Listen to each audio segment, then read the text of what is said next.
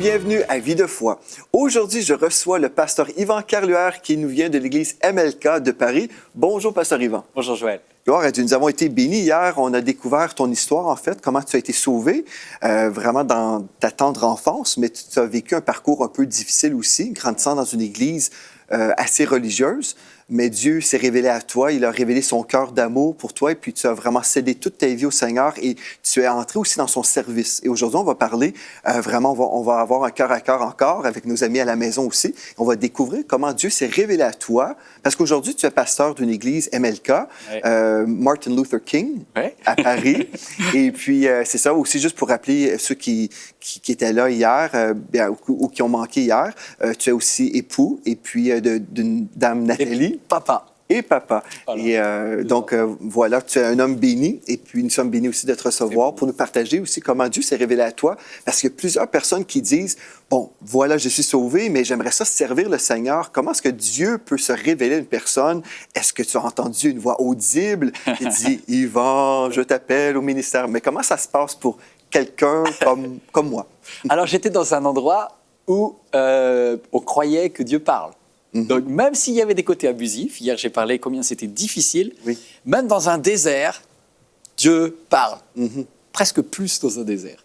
Donc déjà, s'il y a quelqu'un qui nous regarde et qui se dit « Oh, la situation est tellement difficile, comment je peux entendre la voix de Dieu ?» C'est très bien.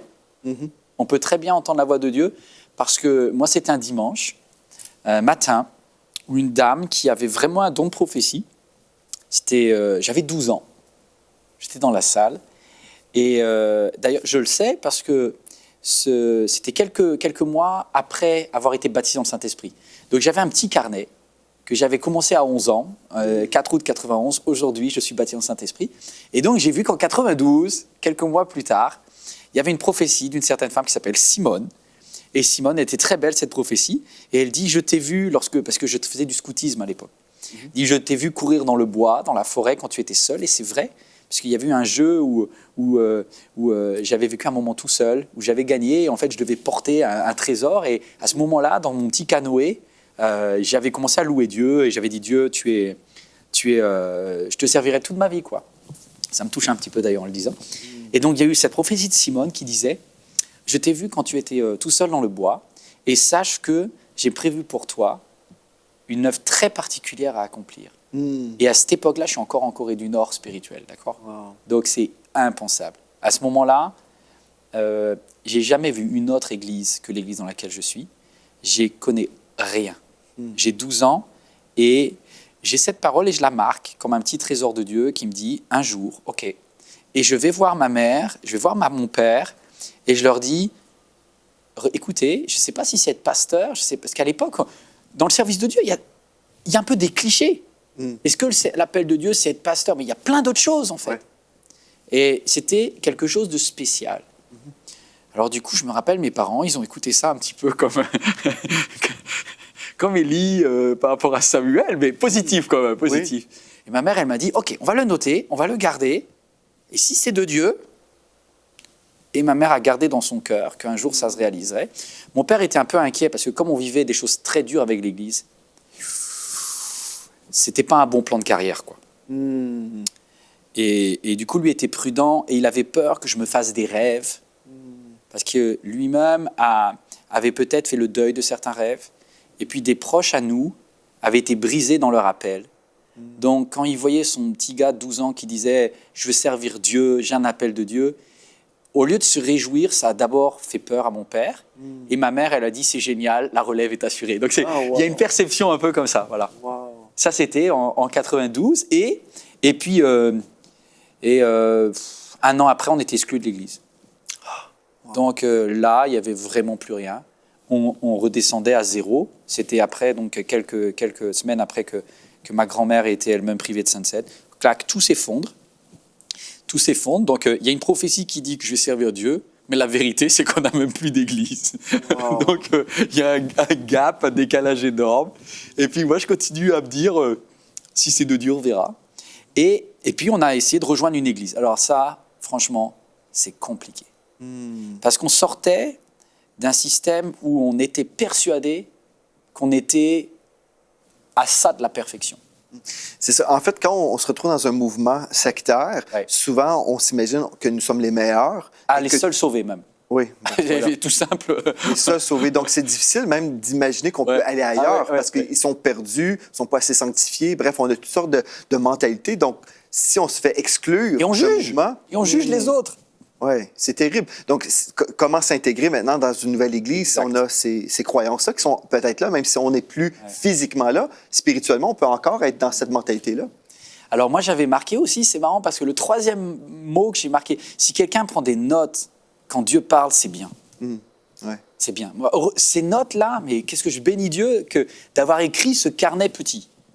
Et le troisième mot que j'ai marqué, c'est j'ai vécu quelqu'un qui s'était fait briser par le pasteur en chair, publiquement. Et j'étais sorti de cette réunion vraiment effrayé par ça. Et j'ai marqué, si un jour je suis pasteur, je veillerai à ne jamais casser quelqu'un au nom de Dieu. C'est merveilleux. C'est beau, hein? Ah oui, j'avais 13 ans. Et j'ai marqué, si un jour je sers Dieu, eh ben, je veillerai à ce que ça soit toujours fait avec amour. Donc, non seulement j'avais l'appel de Dieu, mais j'avais déjà la méthode de Dieu. C'est spécial, en fait, parce que je me reconnais dans ce que tu dis, parce qu'en fait, j'ai fait la même chose, mais j'avais 12 ans. Oui, mais c'est spécial parce que j'ai vu des choses dans le corps de Christ, puis j'ai dit non, moi, je trouve que c'est pas correct ce qu'on fait. Et puis, si jamais je peux être cet homme qui va relever quelqu'un dans le besoin, je veux être cet homme. Et finalement, Dieu a entendu ma prière parce que je l'ai fait 3 fois dans le ministère. 3 fois. Et puis, des fois, je me dis, mais pourquoi je me retrouve là-dedans? Mais là, je me rappelle de ma prière lorsque j'avais 12 ans. Et Dieu entend nos cœurs. J'ai à cœur de lire un texte, en fait, pour tous ceux à la maison.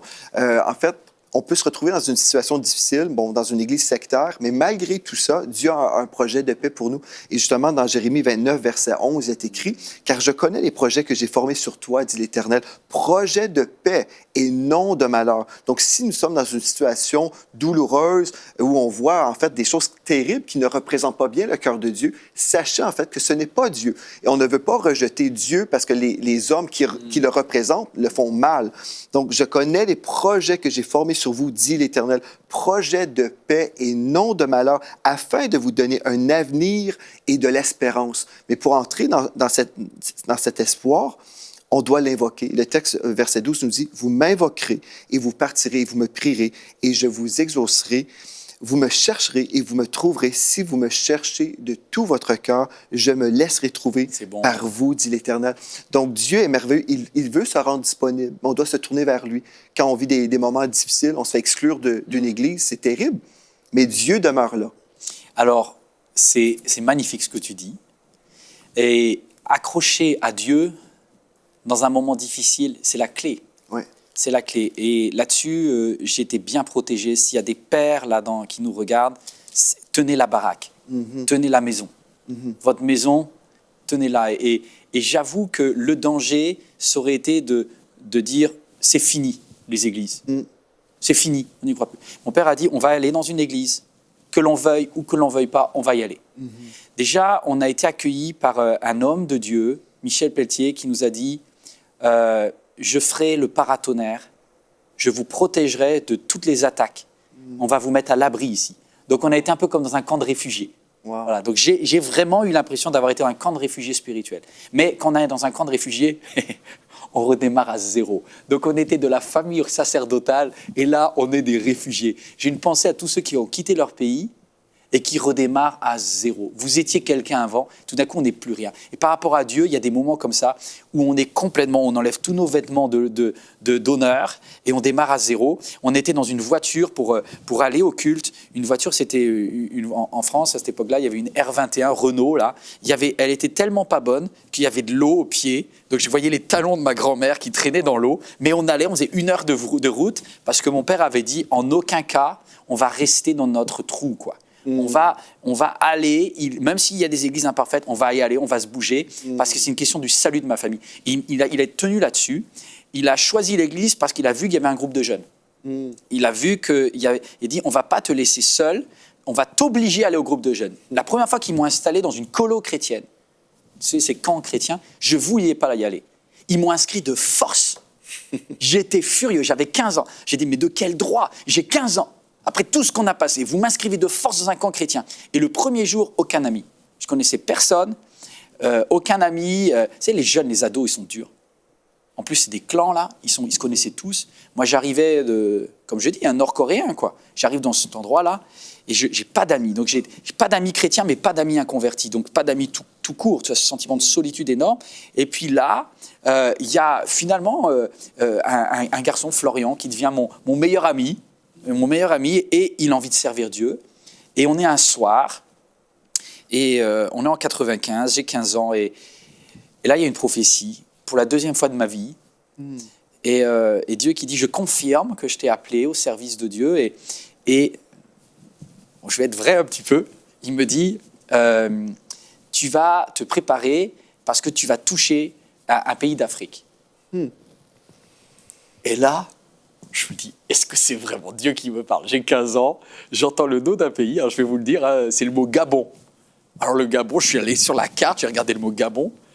Jusqu'à présent, aujourd'hui, j'ai rien fait pour le Gabon. Hein. Soyons honnêtes, Joël, on verra. et je dis, OK. Et ça m'a relancé l'idée missionnaire. Alors aujourd'hui, Église Martin Luther King, de toutes les couleurs, on a des Gabonais. Donc déjà, on touche des pays. J'ai vraiment à cœur, j'ai fait un Gabon, Cameroun, il y a quelque chose qui s'est passé dans mon cœur. Et j'ai vraiment à cœur ça. Et puis aujourd'hui, je suis une église dans laquelle il y a des amis. Puis s'il y a quelqu'un qui nous écoute, qui vient de ces pays-là, je suis juste pour toi aujourd'hui heureux de le dire. Il y a quelque chose de Dieu pour ça. Et ça a été une deuxième confirmation. Puis je me suis accroché à Dieu. Je me suis accroché à Dieu. En même temps, j'étais quand même pas transformé au niveau de mon légalisme. Tu as employé le mot tout à l'heure. C'est-à-dire que je savais que l'amour était important, mais je ne savais pas ceux qui, par rapport à ce que j'avais appris, étaient de Dieu ou étaient des règles de loi des hommes. Donc j'étais encore très dans le jugement. C'est-à-dire que j'arrivais pas à taper des mains. La danse, celui qui dansait finissait en enfer. Les filles devaient avoir obligatoirement une jupe, parce que si elles avaient un pantalon, elles étaient en train de pécher devant Dieu. Donc, je voulais servir Dieu, mais j'avais encore beaucoup de choses de ma culture. J'avais encore beaucoup de choses de ma culture, et puis j'étais très bloqué. J'avais tellement peur de m'éloigner de la parole. Et alors, je mélangeais l'Ancien et le Nouveau Testament, puisque dans l'Ancien Testament, il y avait des choses par rapport aux vêtements de femmes. Mais en fait, je n'avais pas compris la puissance du Nouveau Testament, que toute la loi est accomplie dans « Tu aimeras le Seigneur ton Dieu de tout ton cœur et ton prochain comme toi-même ». Je me rappelle, même mes parents étaient là-dedans. Je te donne une anecdote, hein, c'est un peu bizarre, mais ma sœur, elle avait donc 17 ans et elle n'avait pas le droit de mettre des pantalons. Donc, et pourtant, on était sortis, hein, mais elle n'avait pas le droit de mettre de pantalons. Et un jour, elle arrive avec un pantalon. Wow. Donc, je la vois rentrer et je me dis, oh, la provoque. Oh, là, il va y avoir une discussion sévère à la maison. Et donc, ma mère est là, elle voit sa fille en pantalon. Moi, je suis à côté, je regarde, je dis, oh, la grande sœur, elle est coriace. Elle vient avec son pantalon, et donc elle challenge et l'autorité de la famille et l'autorité de la Bible. Et ma sœur, elle est géniale, parce qu'elle a acheté un pantalon dans lequel la fermeture éclair était sur le côté. Je ne sais pas s'il y a de la mode comme ça. Non. Et elle dit, maman, un homme ne peut pas mettre un pantalon comme ça. Ah. Elle a bloqué ma mère. Oh, wow. Et c'est drôle parce que je me rappelle encore, des fois, il y a des règles que l'on met et ça n'a juste pas de sens. Parce que j'aimerais bien qu'on me prouve la photo de qu'est-ce que Jésus portait. Est-ce que Jésus portait des pantalons? Les pantalons, ils étaient inventés 1000 ans après Jésus, quoi. Donc Jésus était en robe. Et aujourd'hui, c'est un revêtement de femme. Donc des fois, c'est compliqué parce que dans notre théologie, Dieu nous appelle, mais on vient, on dit oui à l'appel et on apporte avec nous toute notre culture. C'est ça, ouais. Et ça, c'est compliqué. Moi, je me souviens, c'est spécial parce que j'ai été dans le légalisme d'une certaine façon où je n'étais pas légaliste. Je pense pas. Peut-être que oui, puis je savais pas.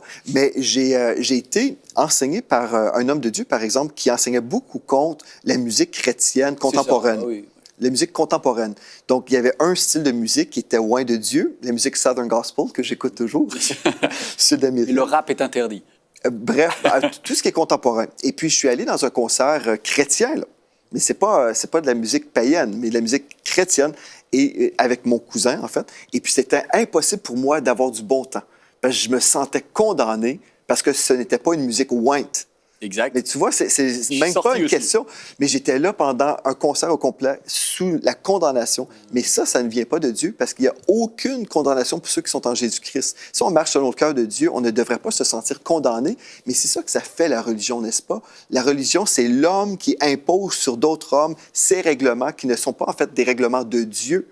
Et puis, dans tout ça, là, on peut vivre une vie chrétienne, mais d'une façon malheureuse. Et quand on rencontre des chrétiens qui sont malheureux, on les voit, on dirait, au lieu d'être baptisés du Saint-Esprit, ils ont été baptisés dans du jus de vinaigre ou dans du vinaigre ou du jus de citron.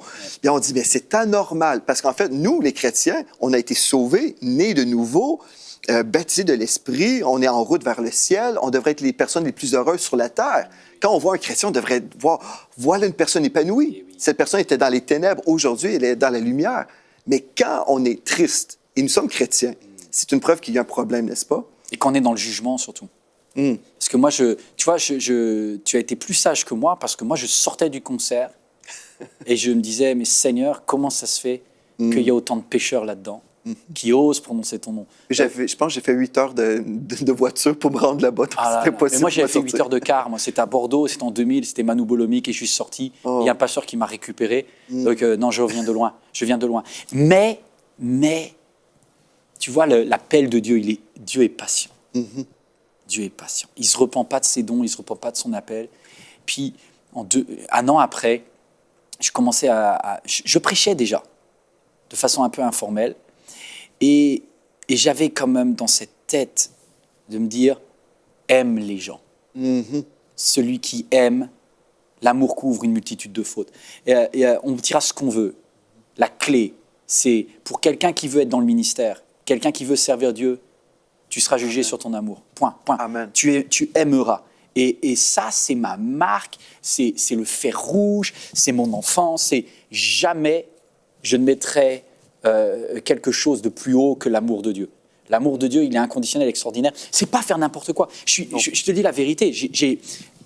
Parce que des fois, certains disent oui, aimer, et puis après tu fais n'importe quoi.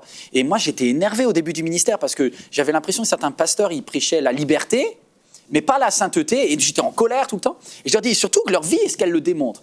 Moi, je ne suis jamais sorti avec une fille. La première femme que j'ai tenue par la main, c'est ma femme. Toi, j'ai un côté pharisien encore. Toi, moi, pareillement. Je t'aime bien. On a beaucoup de points communs et beaucoup de défauts en même temps. Et j'étais super orgueilleux de pouvoir dire, j'ai jamais embrassé une autre femme que ma femme. Et toutes ces choses-là, maintenant, c'est un peu bizarre, mais je les ai considérées comme hyper secondaires. L'apôtre Paul, ils disent même, j'ai considéré toutes mes lois, mon orgueil comme des ordures pour gagner Christ. J'étais trop fier d'être le plus saint. Et le Seigneur m'a travaillé. Et dans mon appel, à chaque fois que j'ai laissé tomber ces aspects de dureté en moi, mon appel a monté. À chaque fois que j'ai dit, Seigneur, je me dépouille de mon orgueil, alors il me dit, celui qui s'abaisse, il sera élevé. C'est comme ça que ça s'est passé. Puis j'ai prêché, et puis alors c'est marrant parce que quand je prêche, le pasteur, il ne voulait pas me donner l'occasion de prêcher. Donc si quelqu'un là qui a envie d'apporter, et pour l'instant, tu es blacklisté, j'ai été blacklisté. Parce que j'étais un peu bizarre. Comme je te dis, mon histoire, le pasteur il me dit, oh, il a peut-être des blessures, on ne sait pas ce qu'il va apporter. Et du coup, j'ai prêché à des enfants. Okay. Donc, ce sont les enfants qui ont reconnu mon ministère. Et les enfants, ils ne mentent pas. Parce que si tu prêches mal, ils te disent, c'est nul, c'est long, c'est mauvais. Et j'étais en colo, et là, c'est les enfants du pasteur qui ont dit, papa, il faut que tu arrêtes d'inviter des pasteurs. Les pasteurs, c'est nul, on s'ennuie. Par contre, là, notre mono, là, Yvan, là, c'est bon. Donc, un jour, le pasteur est venu me voir, il m'a dit, je vais te faire prêcher. Je lui ai dit, mais pourquoi tu me fais prêcher? Il me dit, parce que les enfants le veulent. Wow, donc j'étais upgradé par les plus petits. Wow. C'est les plus petits qui m'ont upgradé. Puis un an après, il y avait tellement de candidats pasteurs. Tu sais, il y a des moments où Dieu réunit tout le monde. Il y avait une effusion du Saint-Esprit. Donc cette année-là, il y a eu 9 pasteurs qui sont sortis du même endroit. Alors, quand tu sais qu'en France, c'est quand même super rare, il n'y a pas tant de pasteurs. La même année, il y a 9 gars qui se sont dit « je vais lever pour le service de Dieu ». On vivait le ciel sur la terre. Mais moi, si tu veux, j'étais en fin de liste. Parce qu'il y avait d'abord tous ceux qui étaient très soumis, Tous ceux qui disaient oui, chef, tous ceux qui connaissaient bien depuis longtemps, tous ceux qui étaient proches de sa famille. Et moi, comme je dis, je venais d'un camp d'immigrés. Donc j'étais le dernier de la liste. Et là, par chance, il y a un pasteur américain à Paris qui ne me connaissait pas, qui a fait du tennis avec mon frère, enfin un truc incroyable, quoi. Et mon frère lui a dit, parce que le pasteur, il n'arrêtait pas de se plaindre, il dit « Oui, il n'y a plus de jeunes qui se lèvent, moi j'ai besoin d'un pasteur jeunesse, il n'y a personne qui se lève, on est en 2001. » Et mon frère dit « Moi j'ai mon frère qui s'encroute là-bas, et si tu veux, il vient. » Il ne m'a pas demandé mon avis. Et mon frère m'a un peu vendu, tu vois, mais positivement. Et le pasteur, du coup, j'ai appelé et je dis bonjour. Le pasteur s'appelait Henry Linderman, un homme de Dieu génial, très américain, très américain, mais très américain 1950. Et j'aime trop un homme droit, très intègre. Puis je l'appelle, je dis bonjour, monsieur Linderman, est-ce que vous cherchez un pasteur stagiaire? Il me dit oui. Et je dis, je suis disponible. Je suis prêt à monter, je déménage, je viens. Et il me dit, si tu veux, tu peux. Avec son accent? Avec son accent. Et puis, comme lui aussi était légaliste, ça tombait bien. Parce que lui, il venait un petit peu de ça. Et puis au début, quand légaliste, il était moins légaliste que moi, mais quand même. Il me dit, qu'est-ce que tu penses de la danse? Je dis, la danse, c'est n'importe quoi. Il me dit, toi, t'es un bon. Je te prends.